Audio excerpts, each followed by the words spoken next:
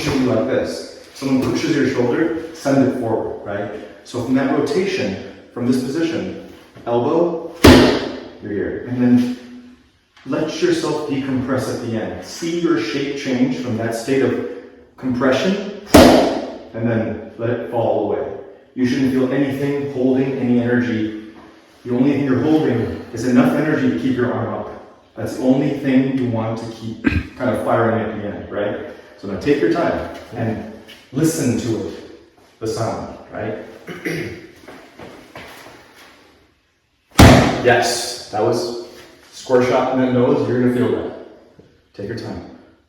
Yes, even better. That's gonna break it. Yes, you hear that sound changing? Yes. Take your time.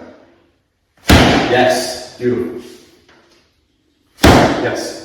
Try not to travel across and watch your wrist. Make sure you're locking that. Okay, take your time. You're doing good. Yes, very good. Send it through. Yes.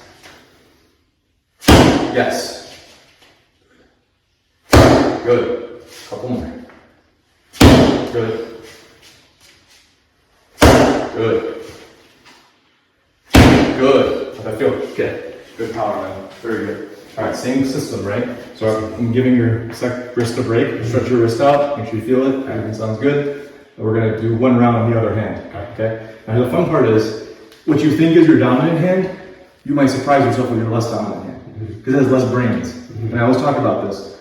You use the hand that you would use for watch work, which has the most amount of brains, it has the most amount of dexterity. And then the other hand comes in, I can help if you want. I can hold this up because there's nothing there. You would not want to do that work because you think you don't have the dexterity, but there's something else reserved that's always there, right? That's why when you do a push, you don't care about what's dominant or not, you care about symmetry. Same concept, right?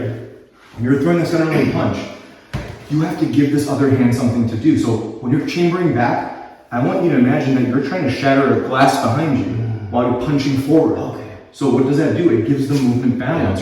This is not soft while this travels hard. Both motions, that's why when I shift, I imagine I'm shattering a glass behind me while I'm punching this way.